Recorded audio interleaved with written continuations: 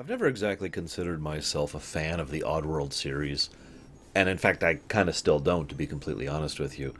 Um, but it's one of those weird exceptions where it's something I don't care for that I praise, if that makes sense. Because the old Oddworld series has always been very imaginative, very fun, very lighthearted, very silly, great gameplay, very smooth, morphic.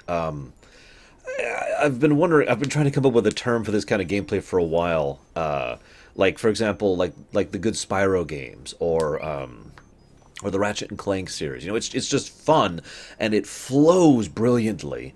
And you just yeah, and then go over here and then dodge and then get this. You know, it's fun. It's very very fun. I've really actually enjoyed playing Stranger's Wrath a lot more than I thought I was going to walking into it. I did a little pre-research, as I always do before I actually picked up the game, and I looked at this and I was like, oh god. Now this is still probably going to be a short rumination, but my thoughts when I saw it are, this is going to be like a 10-minute rumination, because there's almost no story in Stranger's Wrath. And that's usually the bulk of my focus. You'll notice I'm starting talking about a gameplay here, but that is relevant because the impression I got very strongly, even in the old Oddworld series and especially in Stranger's Wrath, is that the developers really cared. I've said many, many times that I believe that if you care, if you put your heart into something, whatever comes out will be better for it. It will be something that is a superior work than to something you do because it's your job or something you do because it's you were required to do it or whatever, right? I've often said that many of the great games, books, movies, television shows across, the limited history I've seen of it, have been so great because the people involved in making it cared. They put some of themselves into it, right? And that's what Oddworld in general just shines through. It is actually then, you might be surprised to learn this, Lord knows I was, Stranger's Wrath came out in 2005. The last game in the Oddworld series came out over a decade ago now. I don't blame the developers on that, though. And initially, see, here's the funny part. I was actually going to do. I put this alongside the Legacy of Kain rumination because I try to have some kind of theme for my ruminations, even if it's loosely connected. You know, I did the JRPG section and whatnot, and then I did like the random game section. Hunt for Red October was done in October. The reason I put this beside Legacy of Kain was because it was a beloved series that, in my opinion, should continue. A franchise that should keep going, that was a dead franchise. Imagine my surprise when I'm doing the research for this game, now that I've already settled on this slot and all that, that apparently the franchise is in fact continuing. There's a new one coming out next year called Soulstorm. I don't actually know that much about that. I was able to find very little information on Soulstorm, and again, we're not really talking about this, but fingers crossed that it's really good. So let me explain one of the reasons why Oddworld never really clicked with me personally. It's gross. That is the reason. I played Abe's Exodus, Abe's Exodus back in the day, and I believe I played the original one too. I don't have many memories of that though. And although the game was fun, I was like grossed out the whole time through. It's like, oh, it's all organic and there's gross alien things everywhere. I'm a little more tolerant of that now. But that is kind of still being carried forward into Stranger's Wrath. I mean, you're literally using live ammo.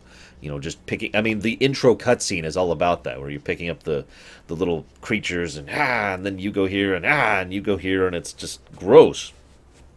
But I'm a little more tolerant of that than I was in my youth, my younger days, anyways. So, and again, I want this franchise to continue. It's a good franchise. It should keep going. So I'm really hopeful Soulstorm will be good. One of the things I loved gameplay-wise most about Stranger's Wrath is it was a combination of very fluid gameplay and very dynamic gameplay. I know those words tend to get tossed around as buzzwords, but I mean them quite literally in this case. The gameplay always flowed very naturally for me, from movement to combat to jumping to running around. It was all very... It all kept the pace very well as I was going through it, which was awesome.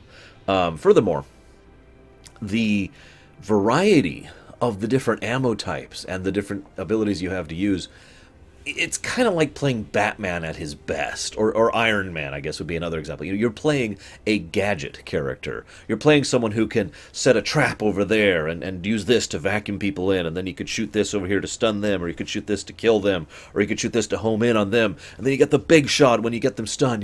You have all the different ammo allows you to do so many different types of gameplay. You can, if you want to, just play through Stranger's Wrath with basically like one major gun, not counting some of the puzzle bosses.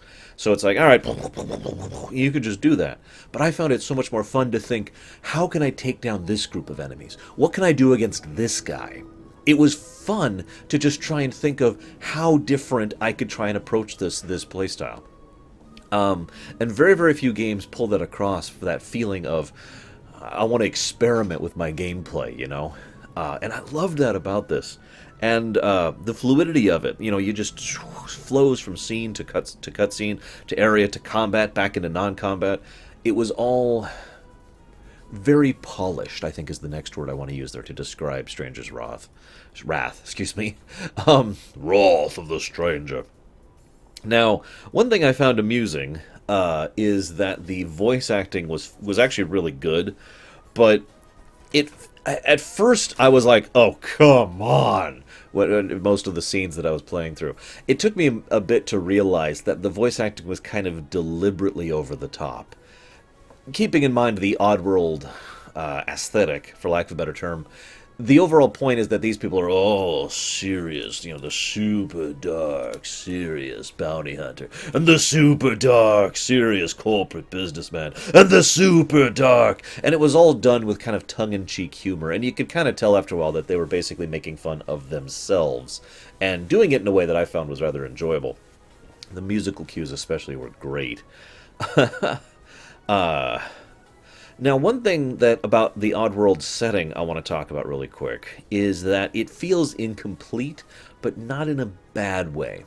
It feels like there's this overall... I mean, we've only seen a fraction of a continent of Oddworld. We've seen that one little... Like, there's a map. You could see it. It's like there's the one continent of Mudos, I want to say. And then there's like a little section of that, and that's the play where we've played in the game so far. And that's basically all the games have happened in that one small area of one continent, with the exception of Stranger's Wrath, I guess. So, but even that is on the continent. And there's so much hinting that there's more to the history, to the backstory, to the characters, to the cultures, and it's all left deliberately vague, so you get little bits and pieces of it. And it's done so as to not only entice you to be interested in the world, but to help you kind of fill in the blanks yourself. They don't need to tell you A or B or C. There's no expository moment where they just sit down and say, okay, let's explain the history of our world. Instead, they just leave it in the background, and so much of it is visual, too, enabling you to just look around and say, aha, Now, I have to be honest with you guys, I do find one negative of the Oddworld series in general, other than the gross thing. That's a personal preference thing. I'm not going to hold that against the games. One negative I do think that is a little bit weird about it. I'm willing to accept it. I'm okay with it.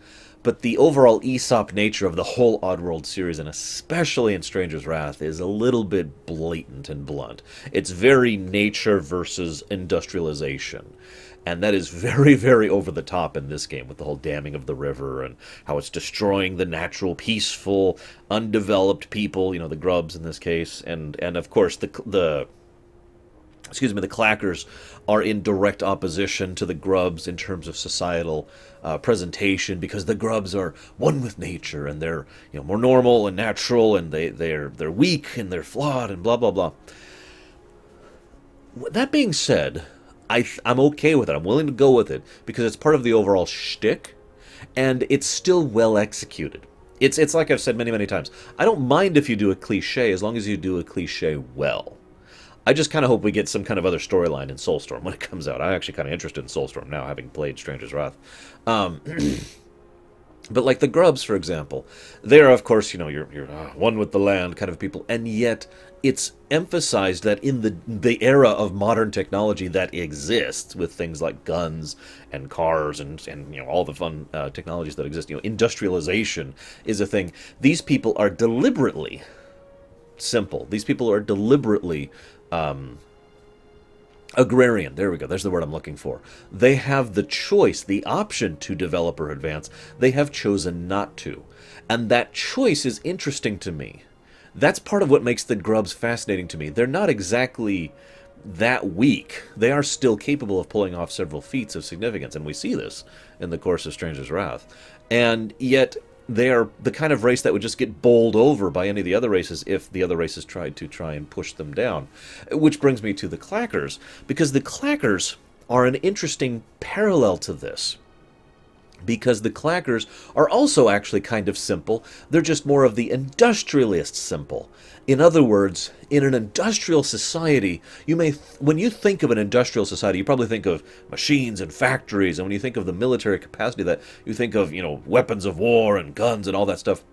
But think about the everyman in an industrial society. Think about what a normal person is like in an industrial society, because that's the Clackers. They are just everyday people who have been affected by the culture that has sprung up around them.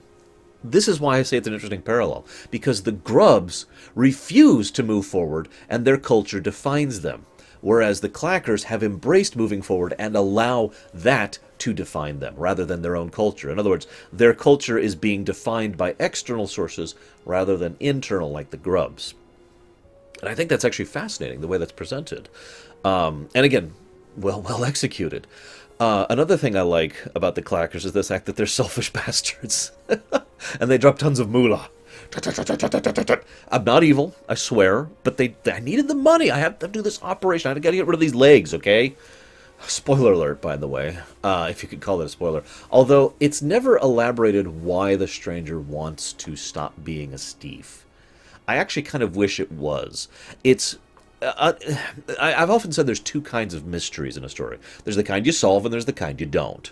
Or I should say the kind you should and the kind you shouldn't.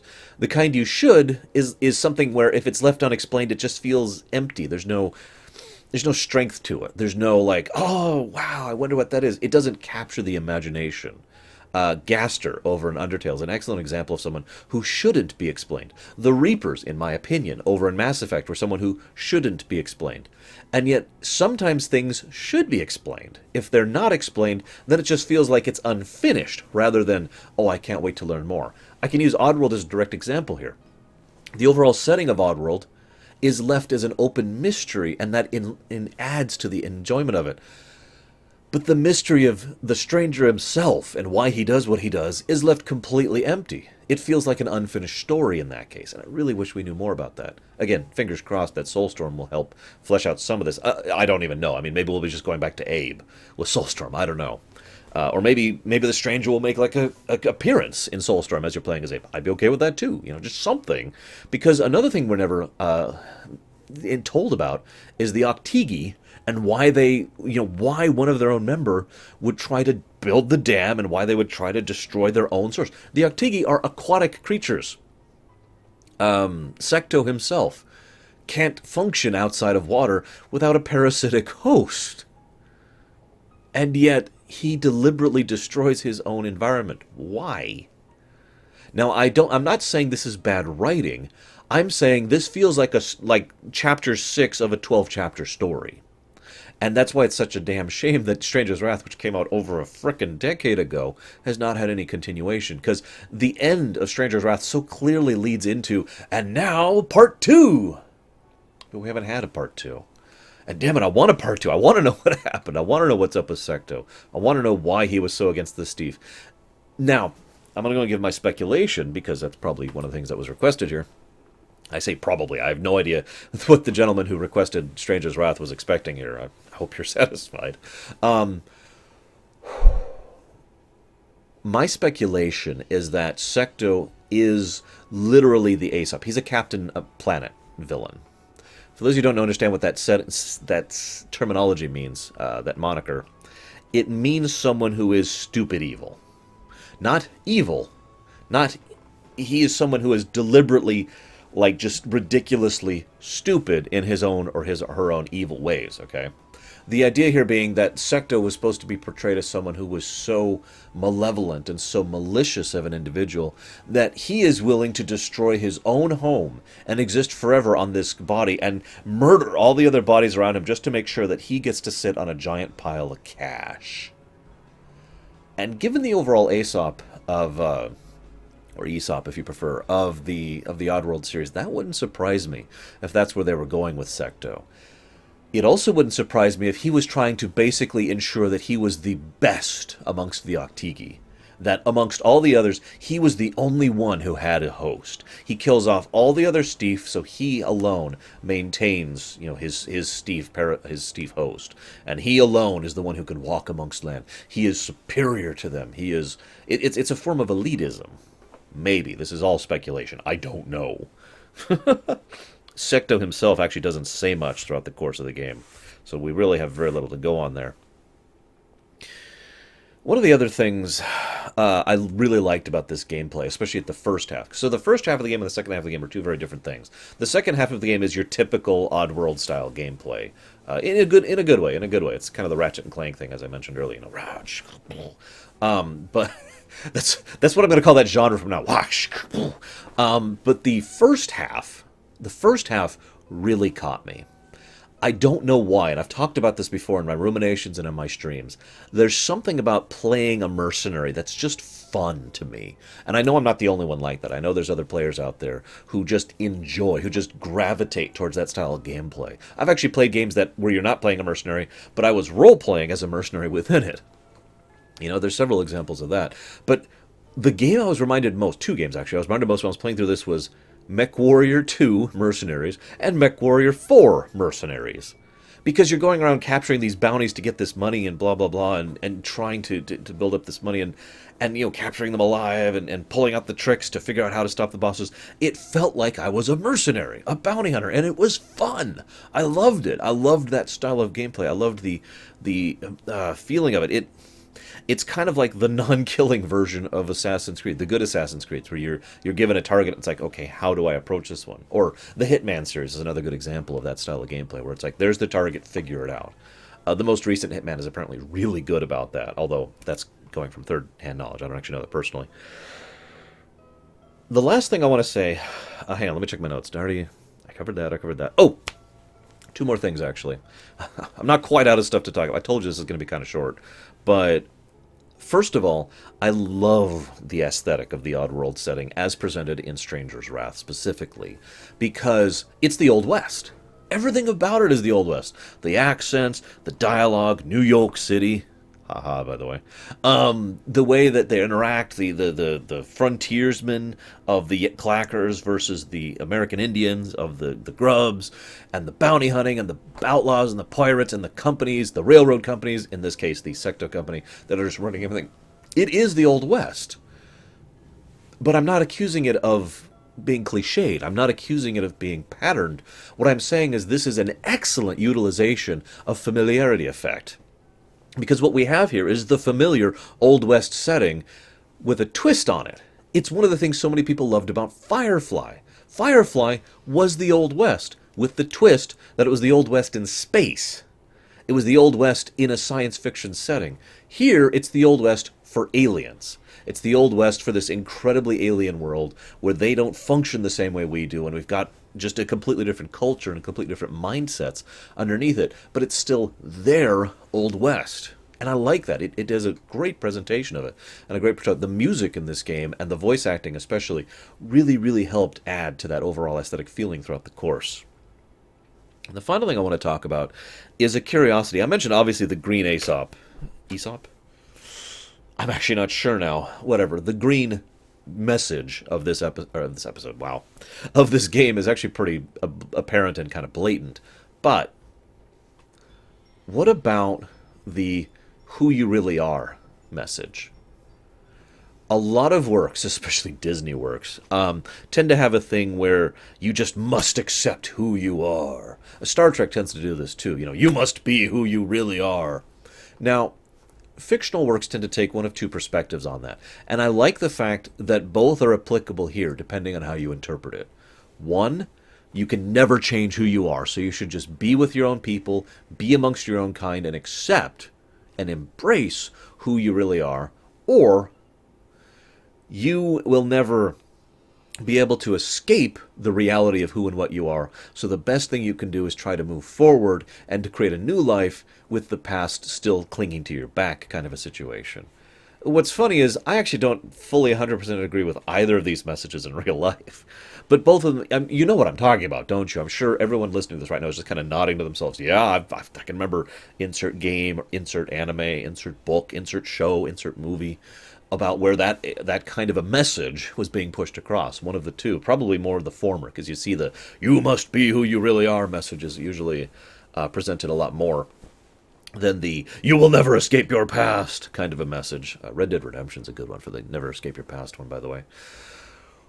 Well done, game two. I wonder which they were pushing for in this one, because by the end of the game, the stranger has fully accepted and embraced that he is Steve, and he is now the new guardian. He's even got the armor and everything. He will be the new guardian for the grubs. And then, like, he finds out the truth about the olden Steve and how he's, sucker face. And it sucks. It's like, oh my God, you poor thing. But he clearly has decided to go ahead and be Steve. And it's left up for you to decide if that's a positive or a negative thing. If that's something that he should do, and that's something that he is now at peace with, or it's something he is now burdened with. And that's the last thing I got to talk about. Great game. I do actually recommend it if you have not played it. You can play it on like everything. It's like on the Wii U, PS3, PC. I don't know what else, actually. So I highly recommend it. Great game. And I'll see you guys next time. You don't think Soulstorm's good?